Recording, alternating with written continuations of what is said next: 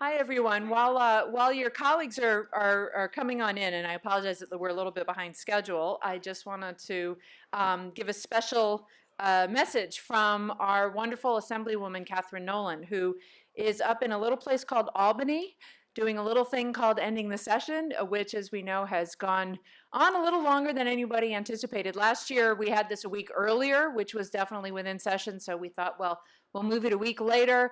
And but we're still not late enough. And of course, if we'd gone even later, we thought it'd be too hot, and it's too hot today anyway. So what can you do?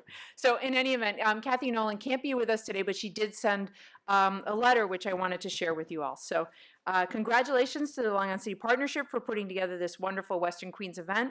Now in its second year, the summit is a great way to bring our talented community and LIC together to discuss the future. Many of the ideas that will be discussed at the various panels today will go a long way to improve the economic development, business climate, and quality of life here in Long Island City. By working together, we can plan a great future for our community. Please accept my sincerest apologies for being unable to attend today's event and participate in this panel. As you know, I was called to be in Albany today in order to wrap up the 2015 legislative session. For those of you who don't know, by the way, she is the chair of the Education Committee, so it's a very big responsibility. As a local elected state official working for LIC, I would like to thank you and the LIC Partnership for all the work that you do. Look forward to working with you in the future so we can continue to keep our community strong.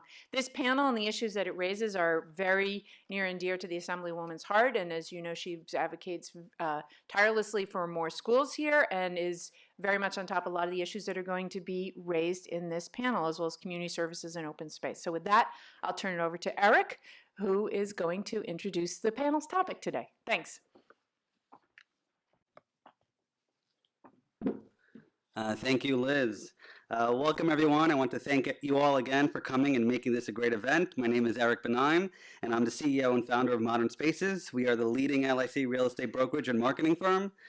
Since last year, the market has changed dramatically. There's now about 20,000 units currently under construction or in planning stages, with 95% being rentals and approximately 5% condos. I'm excited to say we are working on a majority of those units ourselves. Prices have gone up about 20% since last year this time. Related opened up their Hunters Point South project with 92,000 applicants for the 950 or so units. There are cranes literally everywhere, and the neighborhood is taking shape. You can feel the energy in Long Island City. I've been in the area since 2006, and I couldn't have imagined how much it developed. Before you all leave, we have bags for you with our latest market report and some other information. I hope you pick one up on your way out. I would like now to welcome the stage for our amazing panel today. Patrick OBrien, who heads Community Board 2 as the moderator, community leader Bishop Taylor, the founder of Urban Upbound, my good friend Chris Fogarty from Fogarty Finger, an incredible architect who I have worked with on 6 projects now and counting, including one around the block, which will be the first luxury residence in the Kaufman Arts District. My friend Frank Monterisi from Related, who like me is a Queens boy and whose project Hunters Point South has started moving in people already, and John Young from New York City Department of City Planning, who can really speak about the area's development, where he sees that going. Welcome everyone, and thank you. Thank you. Thank you, Eric, and thanks to everyone in the partnership, Liz Luskin and everyone else who made this event possible. My name is Pat O'Brien. I am the chair of Community Board 2. I'm also a practicing lawyer, but most proudly, I live in the house in Long Island City that my grandparents bought in 1920. So I've seen all the iterations of what this community has been and will become. We're really pleased today to have a panel that really represents a spectrum of what it takes to envision, construct, and watch out for a community. And that's both from the planning aspect with John Young from the Department of City Planning, for the form and design aspect with Chris Fogarty and his architectural firm, from the development side with Frank Monterisi from Related Companies, and a voice for low-income, affordable housing and the 99 percenters, if you will, Bishop Taylor. There are so many developments in the work in Long Island City and its various sub-districts. We are going to reach a critical mass of uses in the pretty near future. The partnership and the bid are preparing the LIC Core study to encompass all of this between Hunters Point South, Queensbridge, Court Square, and all the other areas that are affected, and particularly as a study of what uses can or should be, how to protect the industrial and commercial aspect, but also to make certain that as this critical mass is reached, that there's an infrastructure to do it. So with that said, the format that we'll probably follow, or we will follow, I should say, we have about an hour, probably about 45 minutes of questions, and toward the end, we'll open it up for Q&A from all of those in the gallery to ask our various panelists. I'd like to start with John Young, actually, because anything starts with planning. And John, just if you could, give us an idea of what you think this community is going to look like in 5 or 10 years through various zoning analysis and changes that might be coming down. Pat, thank you, and thank you everyone for being here, and I want to thank the partnership and all the folks who endeavored to put last year's event together and to build on that success for this one. I think that the keynote panel that I attended and listened to intently and actually had a bit of engagement with, I think we share that idea that even though I'm sitting on the residential panel, that Long Island City is a large, extensive area, was formerly a city in and of its own right at the end of the 19th century, and really should have all of the attributes of a city within the city. Our vision really is in alignment with the partnership. So while we'll be happy to talk and focus on a residential aspects for that city within the city, I really believe that the idea here is really mixed use with different functionalities in different parts of Long Island City. We certainly know that the industrial and commercial growth of the area and finding the way to support that and cultivate good jobs is an important strategy that the city believes in.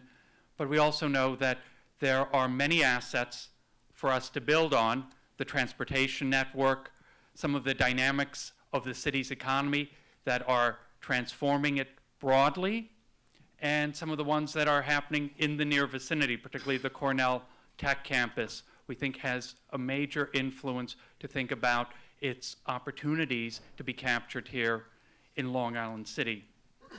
That said, I think if we were to look at the area through the lens of our past efforts, and I do want to mention that one of the other key things I thought was interesting on your keynote panel is that Kathy Weil said that Long Island City is really feeling like a neighborhood of the moment, but it took a long time to get here, and there were various aspects that people noted at that panel contributed to it.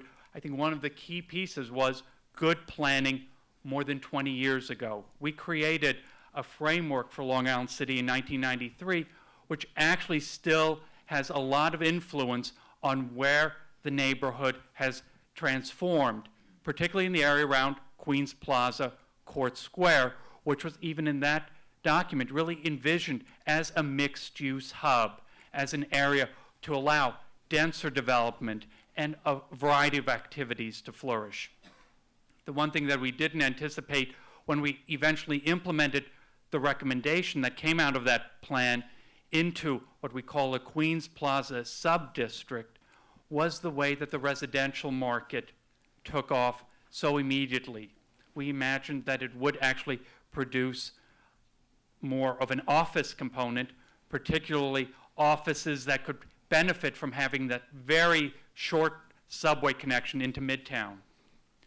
I think we really see now the opportunity for the area's evolution with the population that's here to continue to grow vertically. We really want to use the study that we're doing to tap into that strong residential market and see if we can leverage and increase affordable housing as part of the housing mix. We want to make sure that we are also going to explore all the opportunities to balance residential with commercial, particularly to support entrepreneurial activity and that job creation. And I think the key opportunity that a planning effort under this administration has and in my long experience, I've been the director for city planning in Queens for almost 15 years, we've never had such a close alignment of working with all of the other branches of government to think about the infrastructure needs, to make sure that we are making the investments that are going to address the needs that are currently there for residents and workers, but those future residents and workers. And I know at the keynote panel there was already a mention of schools. I want all of the partners in government to think about those particular assets, because what makes a great residential neighborhood, I think we all know, are parks, schools, great streets, and we've done a lot of that over the past 10 years, but there's more to be done. And I think when we do the study that everyone believes is going to address some of these key issues, we want to continue to have the dialogue, use a forum like this to figure out what are the particular priorities to make the area continue to attract investment in housing, investment in jobs. And John, with the recent text amendment as it relates to the district down here, and the notion that there are fewer and fewer developable sites, would you contemplate that those zoning changes would increase height, FARs, and other things? I mean, how are there any parameters that you're really looking at to see where that might go? Well, we kicked off the study earlier this year, and we had, I think, some feedback already, and I think everyone understands that the opportunity to put density where you have transit is what we call a smart growth strategy. And I think we want to continue to align the higher densities right around where people can walk and access transit. We're obviously looking at ways to supplement that existing transit network with additional transit. The city has a citywide ferry strategy. We're continuing to see how that would be a resource to also help development further away from transit, but on the waterfront. And I would say that for the most part, the idea would be height here shouldn't be such a challenge because we don't have height limits now. We actually think that creating the height to match where the density is creates the opportunity for this area to compete successfully with places like downtown Brooklyn, with other places in Manhattan. And we, will be happy to have a dialogue to understand what the fabric should be.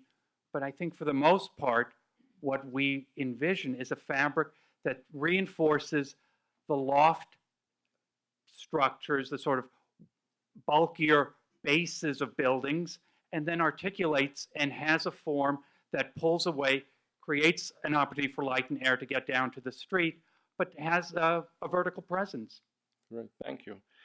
And as those plans evolve, obviously they're going to have to take a form, and a form is going to require a design, which leads us to Chris Fogarty. Chris, as you look in the area, you've done a number of major projects already.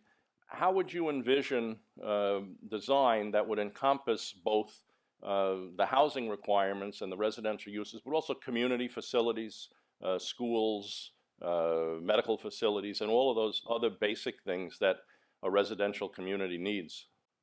Well, thank you everyone for having me here. When I look at the city, the places that have the most vibrant changes in the recent last 20 years have been these mixed-use districts. And they're all over the place. Hudson Yards, down in Tribeca, and those are some of the older ones, and then, of course, over in Long Island City. And what's interesting about them is that zoning is a very blunt instrument. It's commercial, it's residential, it's manufacturing. And parts of Long Island City still have some of this more blunter zoning on them. And the pieces that we're talking about are where the most action's been happening have been where the mixed-use district is itself.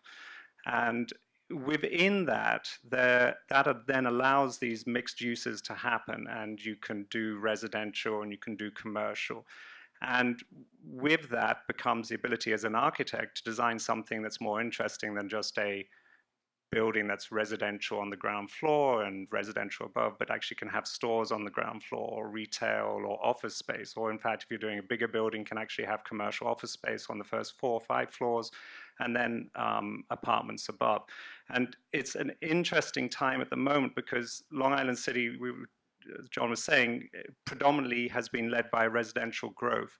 But my practice does a lot of commercial office space too, and we are now seeing that that is pushing out to Long Island City for exactly the reasons. You're one stop from Midtown. In fact, I just signed my lease in my offices in Manhattan, and I really didn't think I was going to be able to do it. And in fact, I think I may be the last architect who signs a lease in Manhattan. I think the rest of us are going to come out to Long Island City because the market there is pushing us up, rents up so high that for creative companies, and my clients pay me as well as they can, but they don't pay me enough. And you know, my rent is rent is always going to be a big deal. And places like Long Island City, which have all this dynamic, and half my office lives out in this area anyway, or you can cut across to Brooklyn. So, you know, in a big picture, Long Island City, I think, is just one of the most dynamic spots in the city, and going to continue to be to deal with that. With respect to design, well, we start with the zoning. We start with looking at how it works on a commercial basis for our client. What's the right mix? What's the right mix of residential? Are they going to use condo, or are they going to go rental? And all those things. But the zoning itself defines very much for the architect what the building is going to look like. I'm essentially, it sounds a little sad, but I'm essentially shaping the blancmange that is the zoning massing allowed for the site. Now, within that, there are tools that zoning allows you to use to articulate the building. We do dormers on the top floors, which allow you to break up the street wall. We can recess in along the facade. But it's very important to me as an architect that we make our buildings contextual. We're doing a building right next to, right by Kaufman Studios here, and one of the concerns there was to make it become part of the neighborhood. And you know, we used a beautiful brick that's slightly gray that ties into the gray studios and everything else. And you know, a beautiful brick's the same price as a cheap brick. So you know, you can make it work, but it really starts with the zoning. It starts with John, and then we translate that into architecture. And they're kind of rules that create opportunities, and the rules actually help us create beautiful buildings. And that's what we try and do.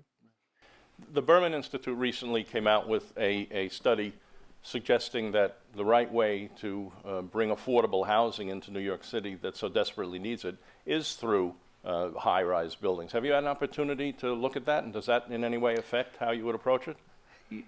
You know, high-rise buildings are tricky to design. You have to have a lot of confidence as an architect to realize that 30 stories can all look exactly the same, and it's probably going to be better. If you take the Empire State Building, there's a base, there's a middle, and a top, and you have to be calm and confident about how you're going to deal with that to make the buildings look attractive. But New York is, and not just Manhattan, but is a high-rise city. It's a finite land use. Everybody's bemoaning about these the new super highs going up along 57, but I think they're going to be amazing. I think we're going to look back in 20 years' time and look and have this new amazing high skyline. And so, you know, I'm very much in favor of that. And I look at London, where you know I went to university, and I see how the height limit, or at Washington D.C. And ultimately, those streets and those places become kind of deadly, not deadly, but they become ground scrapers. They become one use, going for 3 or 4 blocks of all the same use, and very little dynamism. And actually, pushing up allows much more identity at the street than if you just go one use horizontally. Thank you. Let me turn to Bishop Taylor. With all of this new development, a lot of people are being priced out. A lot of people may be excluded. How can we kind of integrate the old and the new community, and particularly the low-income community, not just with affordable housing, but you know, true low-income housing? I mean, that is an issue that I know you're very interested in. Yep, thank you so much. I want to thank Liz and the partnership and all the board members and you, Pat, for uh, this panel. I think that Urban Upbound was created to break cycles of poverty in public housing neighborhoods, and I think that it's important to include in the conversation that we have 4 major housing developments in this geographical footprint that we're talking about: Queensbridge, Ravenswood, Astoria, and Woodside, which is about 35,000 people. Queensbridge being the largest public housing development in the continental U.S., 96 buildings in a 6-block radius, 3,145 apartments. And when you look at all of the commercial and residential development that is happening all around us, it really speaks to the prophetic voice that my dad had back in the late 50s when he came to Long Island City and started the Center of Hope. And he said to me, Long Island City will be an amazing place because it's 7 minutes from the world. And I said, what do you mean it's 7 minutes from the world? He said, well, it's 7 minutes from Manhattan, 7 minutes from Brooklyn, 7 minutes from the Bronx, and most importantly, it's 7 minutes from LaGuardia Airport. So it's 7 minutes from the world. And so we've lived here all our lives. But I think that Urban Upbound, in empowering low-income residents in our neighborhood by giving them the tools and resources for economic mobility and self-sufficiency through, we own our own credit union, workforce center, financial counseling center, and I always say there's nothing novel about having these standalone silos, but when you can put all of these resources on campuses, and we have 3 of them, Long Island City, Astoria, and Far Rockaway, it becomes magical. But the next evolution for community development and expediting and accelerating resident wealth, I think, is looking at what this new development is going to create as far as a demand, and organizing the populations to respond with the supply. And so our next iteration, which we've been working on for the last 2.5 years, is cooperative businesses. And on July 16th, we're going to be announcing our first cooperative business, which is a security cooperative owned by the residents of Astoria. And it's on point security, and we're going to, it's going to do a few things. It's going to create jobs, create ownership, create training.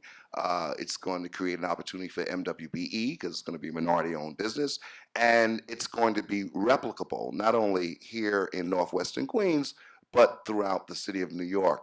And I think this is, as we see the tide rising in Long Island City, this is the time for all small ships to rise together. And so looking at the appropriate training mechanisms that will respond to the new demand that will come to our neighborhood. And I think that as we continue to build the resident base broadly and accommodating this new occupancy that or population that will come to Long Island City, as we develop our neighborhoods and that which already exists, it becomes more of a cohesive and complete development for Long Island City. Well, recognizing, Bishop, that there's a big difference between affordable housing, low-income housing, and public housing, and in light of the mayor's initiative to create a large number of more affordable housing units, how would you see your model at benefiting those people you want to benefit within the context of what the mayor's trying to do?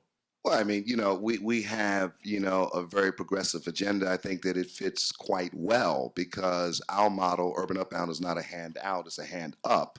So we're built on an entrepreneurial platform. And I think it fits well in the mayor's affordable housing plan, of course, with our HUD certification, our financial counseling model that move people from public housing, which is maybe a lower end of affordable housing in the city, to another level of affordable living. So I think that creating a progression for people in new affordable housing opportunities and accommodating those that are coming, those that are there, I think is very important. We fit into that, and we want to see that happen because we don't want to lose good people from our neighborhoods. We have a home ownership program, and oftentimes people, when they buy their first home, unfortunately, they're not able to buy it in Long Island City. They may go to Jamaica, they may go to Long Island, some may even go to Jersey, some may go south, but we're not retaining those good people that we're building to a place financially and economically where they can afford to purchase here in Long Island City. I think that if we really want to consider equitable wealth building, there should not only be affordable rental living, but affordable purchase opportunities as well. So I think that as we're thinking about this whole concept of development, we have to think about that mechanism that affords that opportunity as well. Great, thank you. After all of these notions are synthesized, somebody's got to put a shovel in the ground, right, Frank? That's where you come in? Apparently. Yeah. What's the climate for Related? You guys have done some very good projects. You've done the affordable housing project down on Borden Avenue in Hunters Point South. What's the climate from your perspective? Into the current development climate? Yeah. I mean, so I'll just tell you what I'm seeing as a practitioner. I think that land prices for available sites in the market have reached all-time highs. And so making rental pro formas work, there's a lot of shovels in the ground. I think as Eric stated, 95% of the units in the market or in the development pipeline right now are rental. But I think that going forward, you're not going to see, at least from, with current land prices where they are and current construction costs where they are, the concept of doing rental at this point doesn't really make sense. So you're going to see, I think, at this point going forward, the pro formas that work are going to be the pro formas where you're selling condos at a pretty high value.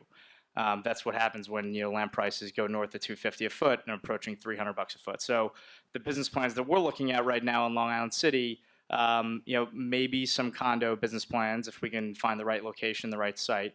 But I think that there are also commercial business plans. We're actually looking at a bunch of renovations of office buildings.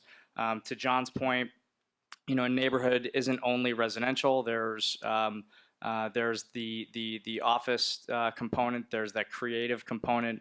And with Cornell Technion on the way at Roosevelt Island, we think that Long Island City is going to be a great place to start a business, to have a business. And so we're looking at those business plans and trying to find sites that work for those. And then at some point there'll be some parity again, and rental will work at some point in the future. But right now it doesn't really work. And the condo business plan. You have to be a little bit careful with the condo business plan when the market gets flooded with condos. There are those of us in the room that lived through the last cycle, and when it happens too much, then you can get into a bit of trouble. So you have to find the right site, and it has to be the right place. But so the climate right now, I think it's a very competitive market. It's a busy market. Everybody across the board, from architects to developers to construction firms. Everybody's really busy, but at the end of the day, what we really like to do, and to bring it back to your last question, what Related really likes to do is build affordable housing. It's the cornerstone of our business.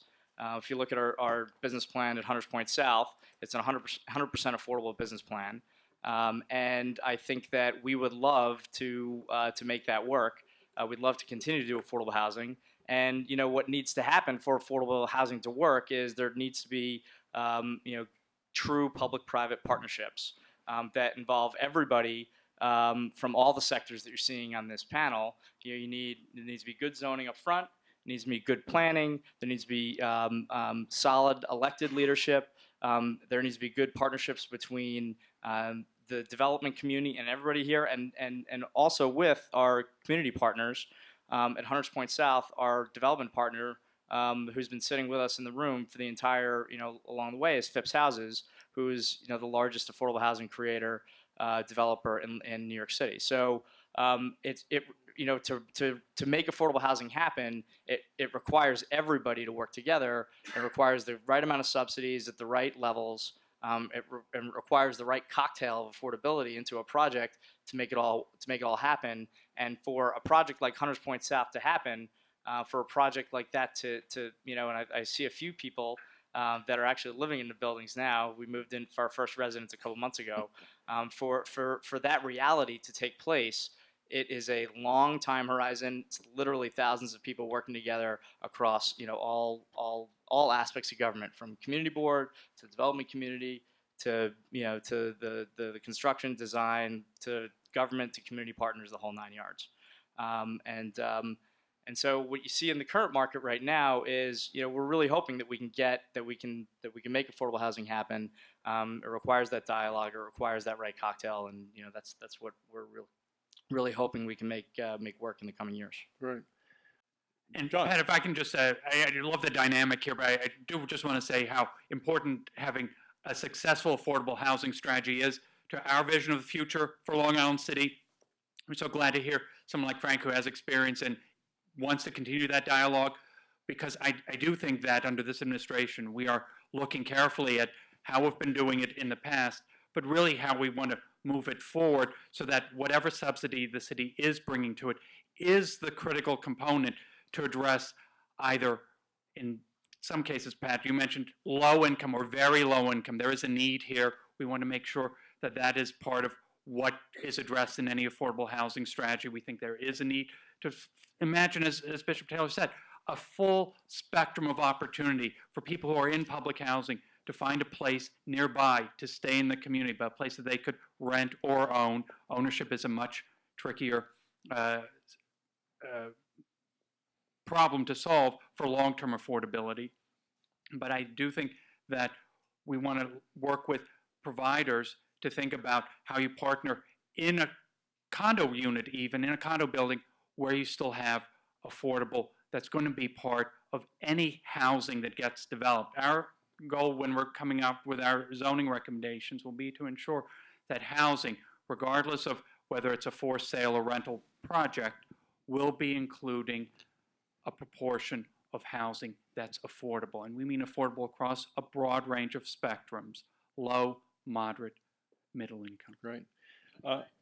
Please, yeah, Frank. So interesting. Let's keep this going. So throw it out a little bit further.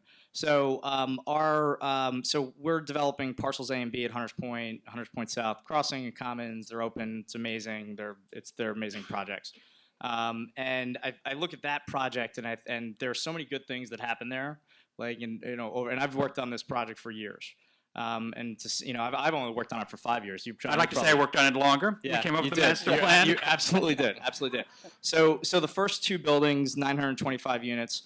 In between the first two buildings is a public school. Grades 7 through 12, 1,100 students. It's up and running, right next to our buildings right now. There's buses, picking kids up from school.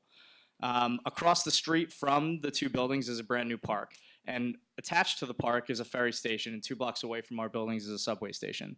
So, when we were looking at those two parcels, we said, well, this is great because, and there was a formula in the RFP. It says, listen, you win the buildings, you're going to have to subsidize the park. You're going to be neighbors with the school. You have to figure out how to make that work. You're not going to build the school, somebody else is going to. But there was a whole dialogue about how to make that work, how to make all those uses coexist. And if you look at our buildings, there's 58 3 bedrooms and 300 and something 2 bedrooms. There's almost 400 units of family-sized apartments in the building. That was also mandated as part of the RFP and as part of the dialogue with government. They wanted to bring family-sized units to this market. It was that dialogue. It was that you put a document out there, you put good planning, you do good zoning, and then you engage the rest of the real estate community, the rest of the market, the financing community. Literally thousands of people go into making a deal like that work, into making a project like that work. In the next parcel, the one that we actually, parcel C, which we didn't win, TF Cornerstone won, a part of our business plan was affordable homeownership, right? So it's tough to make affordable homeownership work. There's the technical piece behind it.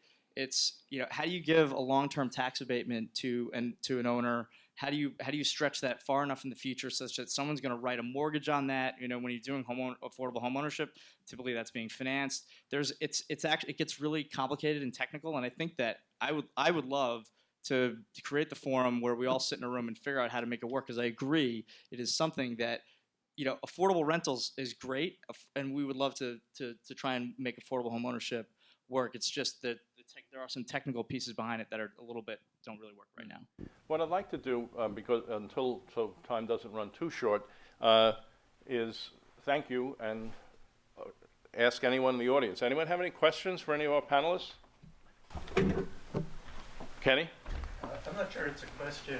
Well, I guess it's a question, a comment that I'd be interested in people's opinions about. It seems that in the discussion of affordability, one thing a component that needs to be discussed is the idea that it's not just building affordable apartments, it's the ability of people to afford anything. And in order to do that, they need to have jobs. In order to have jobs, there needs to be a nearby surrounding economy that grows, as Bishop Taylor referred to.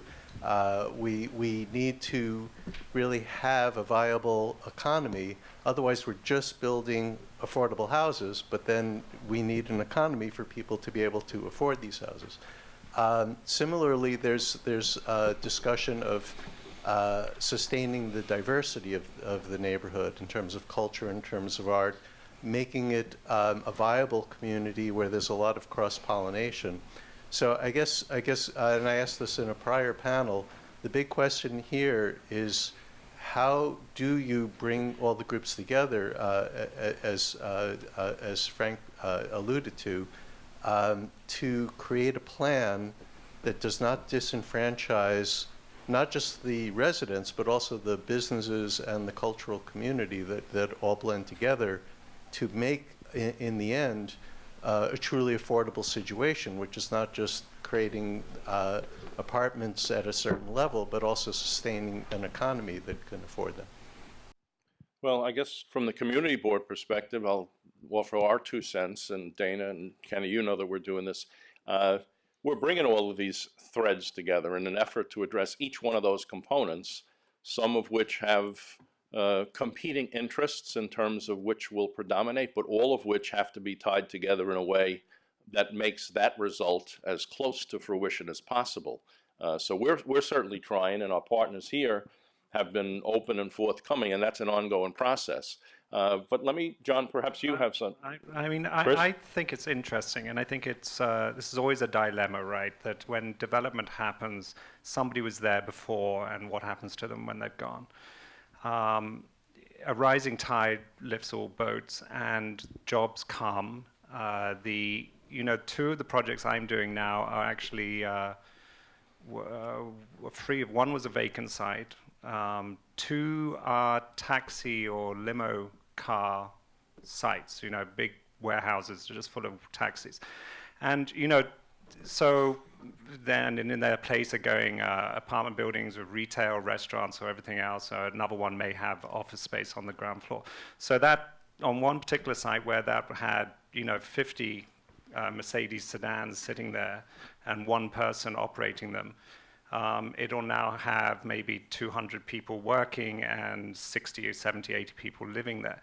And that's one of the nice things about the mixed-use district in manufacturing districts, especially, is that not all manufacturing is 50 people sitting there making paintbrushes, because actually that's gone.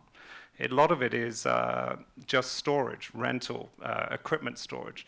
A lot of it can be transported from A to B or from C to A or wherever it needs to get to. And so on a personal level, what I'm seeing with most of the projects that I'm doing is no one's getting dislocated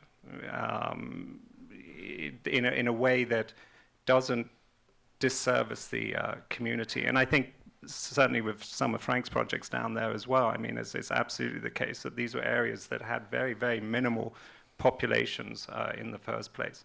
And then the zoning helps restrict and keep. Another project we did on 51st Avenue is so restrictive in the zoning that it only makes sense if there's a vacant site there, and the existing row houses and everything else, it doesn't make any sense to ever take them down because you can only build what was there before.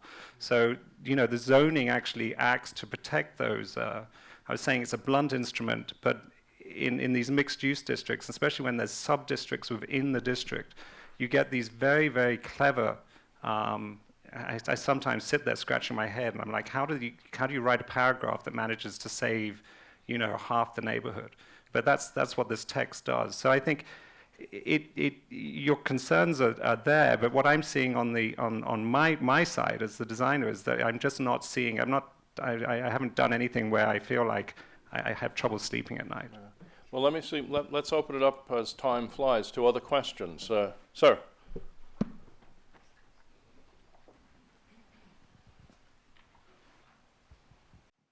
My question is for John Young. Could you talk about steps that you're taking to foster investment in housing and also ways in which you're working with developers to reach your vision for the area?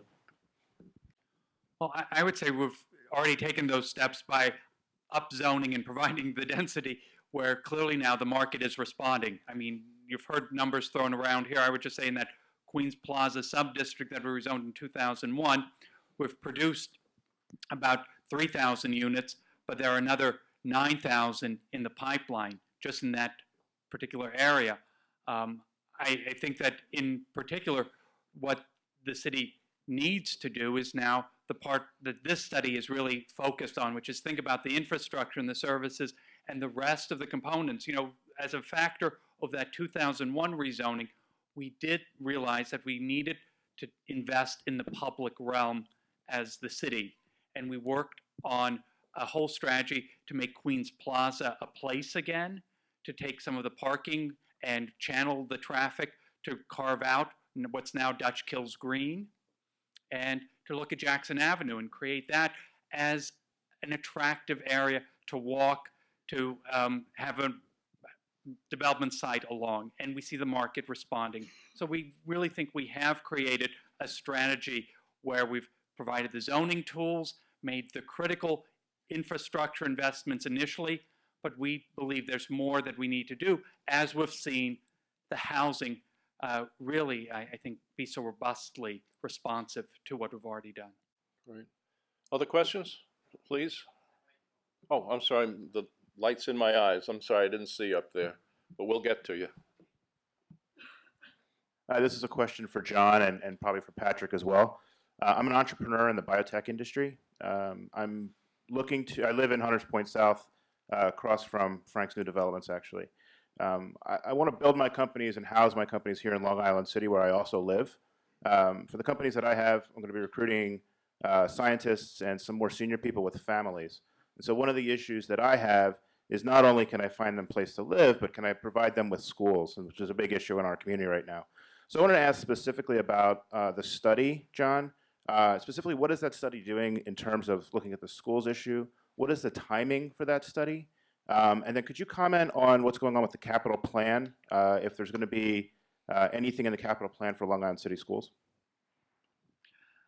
I also want to talk to you about your entrepreneurship, because that is something very interesting to us to think about biotech as a growth industry for the city. So again, I think this forum is so great to have the opportunity to share information and to have these exchanges. In terms of our work on the schools issue, it's actually something that we've had experience with some of our other neighborhood studies too, is that we begin dialoguing early on with the SCA, look at what they already have in their capital plan.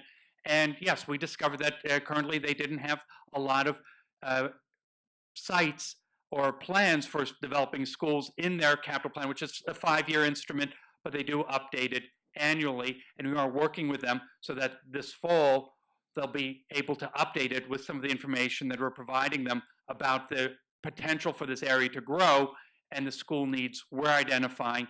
And then with our joint efforts with the other partners in government, find the sites, public, private, where they can look at developing the appropriate schools to serve where the housing and future needs can be identified. As far as our study timeline, as I said, we launched it at the beginning of this year. We're still doing a lot of the information gathering, sharing, assessment of these particular issues and prioritizing them. And we want to come back in the fall with a set of recommendations to address what we think are our key goals, which is leveraging the strong real estate market to produce affordable housing as new housing is continuing to be built, creating a correct balance between commercial, entrepreneurial, and housing opportunities, and certainly finding the priority list for those infrastructure and services to be staged, to be rolled out to meet those needs. That will be a draft plan in the fall. We'll work on building consensus. Have we gotten those priorities right? Do we have the right zoning tools in place? again, I think through this discussion so far, we're going to continue to have focus groups to tell us about what their experiences with some of these infrastructures are, and we'll be working with the community board, and anyone who's interested can get in touch with our office. I'm just going to give our number, so that if you're really interested in participating, to get involved with our outreach and stakeholder engagement with the study, let me just say, contact us at the Queens Planning Office, 718-286-3170. You can also get in touch with us about the study through our website. There's a lot of information on the DCP web right now. That's at nyc.gov/planning. Okay. And to address in terms of the community board, many of you probably know that our council person, Jimmy Van Bramer, had a town hall meeting down at PS 78 a couple of weeks ago. These concerns are prominent, they're up front, they're very important. We've been talking to him, and we've been talking to the School Construction Authority, not just about a 5-year plan to build something, but even to do something in terms of retrofitting leased space and other things, because there is a real demand and a growing demand to accommodate children.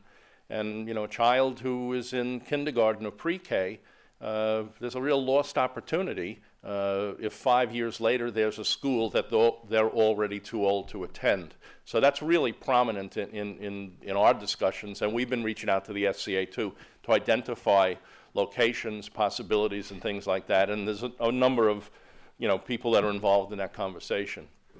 The other side of it is in terms of your business.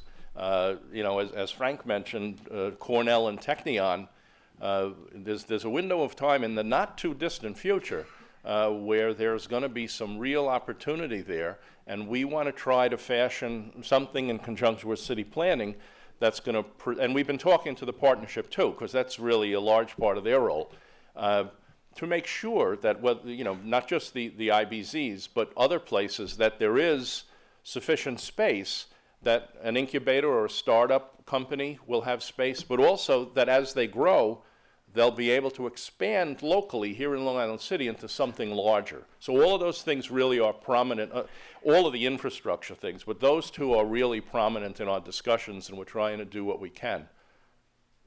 So I hope that answers your question. Thanks. One more? My question is, well, it's a statement and a question.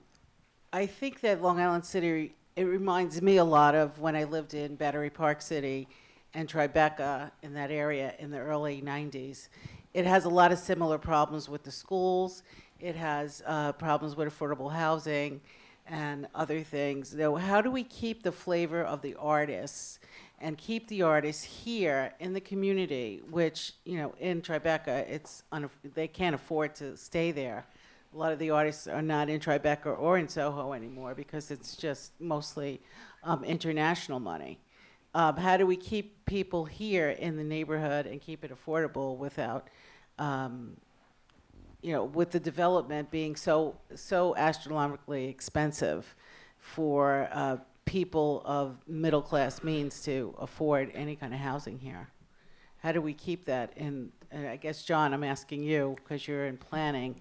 And also Frank, because you're in the housing business. I'll take the pressure off John for a second. So I agree with you about artist housing. I'll allude to the same RFP that we did not win. But the business plan did include artist housing in it. We were actually partnered with a group called Art Space, who does low-income affordable housing. Just opened a building in in Harlem that last year that is absolutely amazing. And so I agree. In fact, in parcels A and B, we actually partnered with local artists to do some art in the lobbies. We think it's a critical part of the community. It definitely is something that adds that flavor that just makes a neighborhood what it is. When I lived in Long Island City, just living across the street from PS1 and like having that art component as part of the neighborhood made it so much more enjoyable and livable. But what it comes down to is, again, you know, I'll allude to the public-private partnership. It comes down to when you're going in an environment where, you know, hard costs are where they are and land is where it is, it does not make financial sense to just do that project on its own. With so you need the subsidies, you need the right zoning, you need the dialogue, you need all the stakeholders coming together to make a project like that happen. And so it really comes down to that dialogue and that teamwork to really make a project like that happen.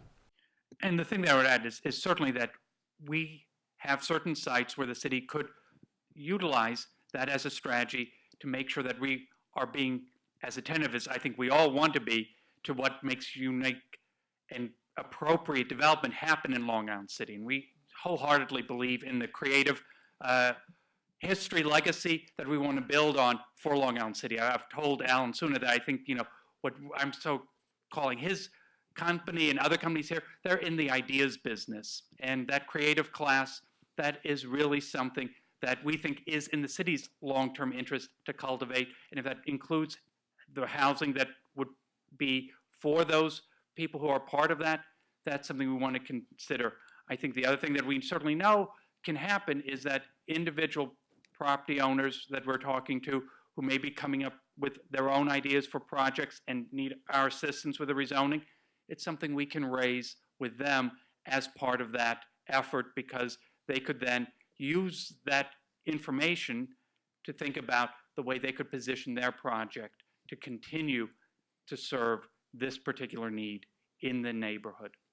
And from the community board perspective, as Kenny will tell you, that for years, my predecessor, myself, every project that comes along, we try to speak to developers, and among the key components are the preservation of space or the allocation of space for artists that work.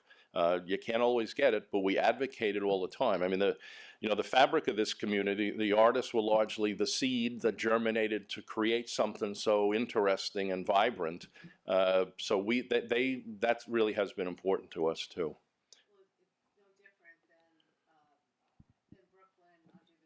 Dumbo and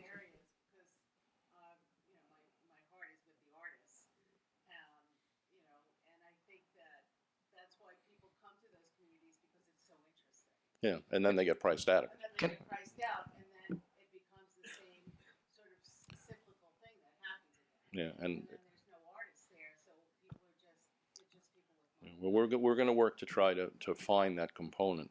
Let me just add one thing to the conversation, and that is for a project like mine, where there's a lottery component for every single apartment. That those lotteries are actually like it's a blunt instrument, so to speak.